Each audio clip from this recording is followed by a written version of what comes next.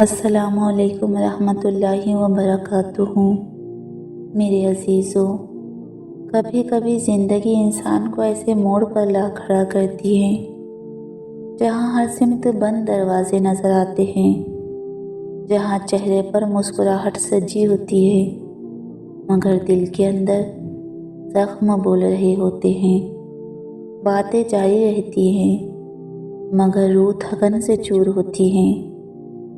آنکھیں دیکھنے والوں کو خشک لگتی ہے مگر اندر کہیں خاموش آنسو بہہ رہے ہوتے ہیں۔ اور انہی لمحوں میں رات کے کسی حصے میں دل بے اختیار اللہ کی طرف اٹھتا ہے اور زبان پر یہ سوال آ جاتا ہے کہ یا اللہ، یہ آزمائش کب ختم ہوگی؟ یا اللہ، یہ مشکل کب بدلے گی؟ یا اللہ، آسانی کب آئے گی؟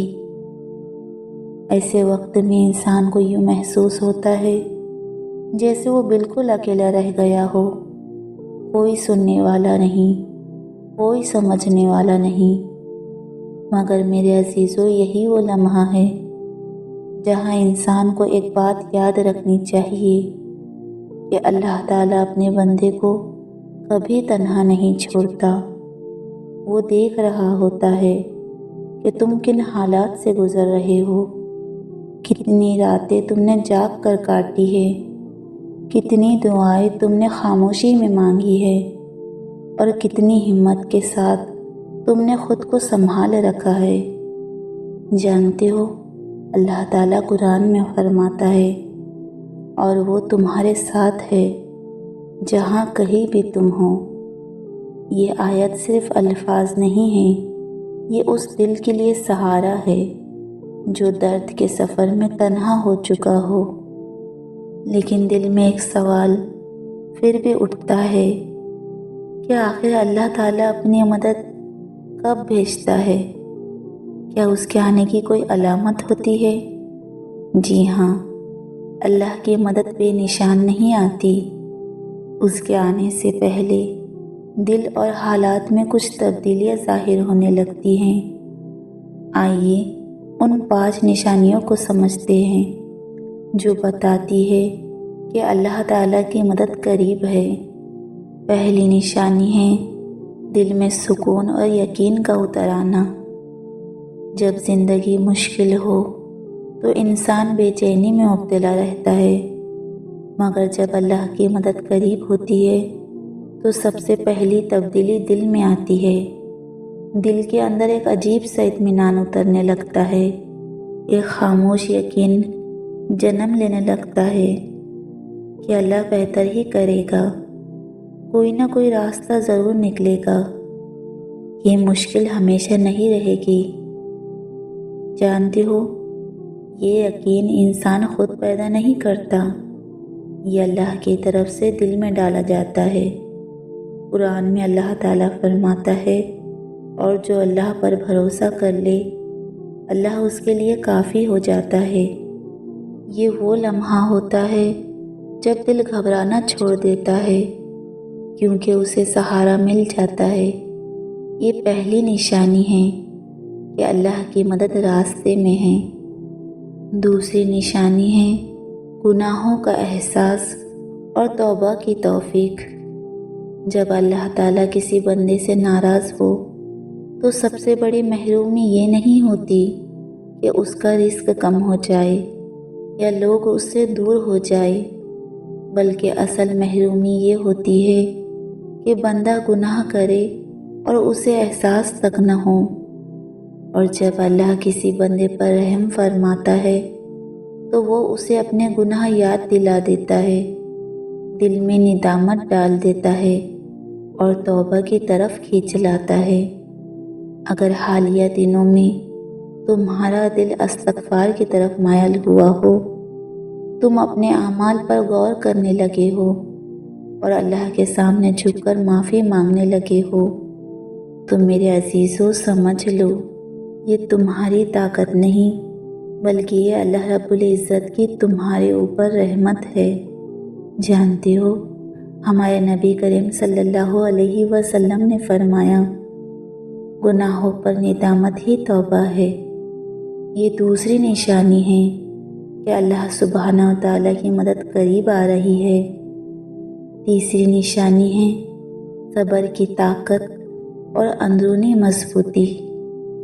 جانتے ہو، بعض لوگ سمجھتے ہیں کہ مدد تب آتی ہے جب مسئلہ ختم ہو جاتا ہے، مگر حقیقت یہ ہے کہ اصل مدد اس وقت شروع ہوتی ہے کہ جب حالات وہی رہتے ہیں مگر انسان اندر سے ٹوٹتا نہیں، راستے بند ہوتے ہیں، لوگ نہیں بدلتے، مسئلہ اپنی جگہ قائم رہتا ہے مگر دل ٹوٹنے سے بچ جاتا ہے۔ یہ صبر انسان خود پیدا نہیں کرتا بلکہ یہ صبر اللہ سبحانہ و تعالیٰ عطا کرتا ہے۔ جانتے ہو، قرآن میں صاف فرمایا گیا ہے، بے شک اللہ صبر کرنے والوں کے ساتھ ہے۔ یہ وہ مرحلہ ہوتا ہے جہاں اللہ تعالیٰ بندے کے دل کو اتنا مضبوط کر دیتا ہے کہ وہ اندھیرے میں بھی روشنی دیکھنے لگتا ہے، کیونکہ بعض اوقات اللہ تعالیٰ حالات نہیں بدلتا بلکہ انسان کو بدل دیتا ہے، اور جب انسان بدل جاتا ہے تو مسئلہ چھوٹا ہو جاتا ہے۔ چوتھی نشانی ہے راستوں کا کھلنا اور فیصلوں کا آسان ہونا۔ میرے عزیزو، کبھی تم نے محسوس کیا ہو کہ کسی کام کے لیے بہت عرصہ کوشش کی مگر کوئی نتیجہ نہیں نکلا، پھر اچانک وہی کام چند قدموں میں آسان ہو گیا؟ یہ محض اتفاق نہیں ہوتا، یہ اللہ کی تدبیر ہوتی ہے۔ جب مدد قریب ہوتی ہے تو مشکل فیصلے آسان ہونے لگتے ہیں، دروازے خود بخود کھلنے لگتے ہیں، صحیح لوگ سامنے آنے لگتے ہیں اور غلط لوگ خاموشی سے دور ہو جاتے ہیں۔ ہمارا دل حیرت سے کہتا ہے کہ یہ سب کیسے ہو گیا؟ میرے عزیزو، قرآن میں اللہ تعالیٰ فرماتا ہے، اور جو اللہ سے ڈرتا ہے اللہ اس کے لیے نکلنے کا راستہ بنا دیتا ہے۔ یہ چوتھی نشانی ہے کہ مدد ظاہر ہونے لگی ہے۔ پانچویں نشانی ہے دیر سے ملنے والا مگر بہتر نتیجہ۔ میرے عزیزو، اللہ کی مدد کی سب سے بڑی علامت یہ ہے کہ بندہ جو مانگتا ہے اللہ اسے عطا ضرور کرتا ہے، مگر ہمیشہ ویسے نہیں جیسے بندہ چاہتا ہے بلکہ ویسے جیسے اس کے حق میں بہتر ہوتا ہے۔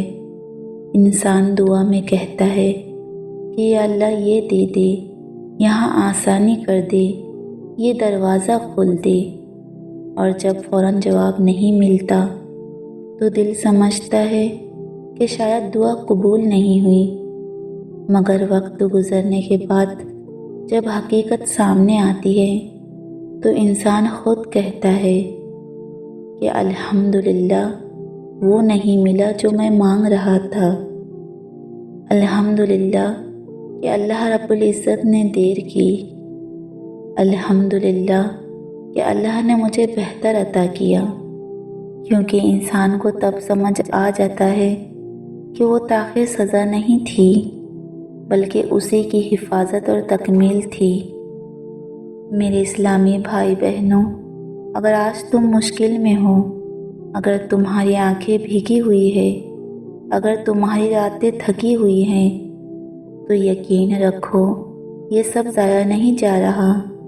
اللہ دیکھ رہا ہے، اللہ سن رہا ہے، اور اللہ اپنے مقررہ وقت پر فیصلہ فرمائے گا۔ اللہ کے فیصلے دیر سے ہوتے ہیں مگر کبھی غلط نہیں ہوتے۔ جب مدد آتی ہے تو انسان اس وقت پہچان نہیں پاتا، مگر بعد میں زندگی خود گواہی دیتی ہے کہ اللہ نے ہمیشہ بہترین کیا۔ اگر آپ اللہ پر بھروسہ رکھتے ہیں تو کمنٹ میں ضرور لکھیں، یا اللہ میں تجھ پر بھروسہ کرتا ہوں۔ اللہ سبحانہ و تعالی ہم سب کے لیے آسانیاں پیدا فرمائے، آمین۔ اللہم صلی علی محمد بارک وسلم۔ یا اللہ، جن جن لوگوں نے کمنٹس میں مجھ سے دعاؤں کی درخواست کی ہے اور جتنے بھی لوگ اس چینل سے جڑے ہوئے ہیں، تو ان سب کی ہر جائز خواہشات کو پورا فرما، ان کی ہر دلی مراد کو اپنے فضل سے پورا فرما۔ یا رب، ان سب کے دلوں میں سکون اتار دے، ان کی پریشانیوں کو آسانیوں میں بدل دے، ان کے چھپے ہوئے آنسوؤں کو خوشیوں میں بدل دے۔ یا رب، جو بے روزگار ہے انہیں حلال اور باعزت روزگار عطا فرما، جو قرض میں دبے ہوئے ہیں ان کے قرض ایسے راستوں سے ادا فرما جہاں سے انہیں خود بھی امید نہ ہو۔ یا ارحم الراحمین، جو بیمار ہے انہیں کامل شفا عطا فرما، جو مایوس ہے ان کے دلوں میں امید کی روشنی بھر دے۔ یا اللہ، جن کے گھروں میں تنگی ہے وہاں برکت نازل فرما، جن دلوں میں خوف ہے وہاں اپنے بھروسے کا سکون عطا فرما۔ یا اللہ، ہم سب کو اپنا شکر گزار بندہ بنا، اپنی یاد میں جینے والا بنا اور اپنے فیصلوں پر راضی رہنے والا بنا۔ یا رب، جو اس دعا پر آمین کہہ رہا ہو اس کی دعا کو بھی قبول فرما، ہم سب کو دنیا میں بھی بھلائی عطا فرما اور آخرت میں بھی بھلائی عطا فرما، اور ہم سب کو جہنم کے عذاب سے بچا لے۔ اے میرے پاک پروردگار، ہم سب کے گناہوں کو معاف فرما، ہم سب کی ہر جائز دعاؤں کو تو اپنے فضل سے اپنے حبیب صلی اللہ علیہ وسلم کے صدقے میں قبول و مقبول فرما۔ آمین یا رب العالمین۔ اللہم صلی علی محمد بارک وسلم۔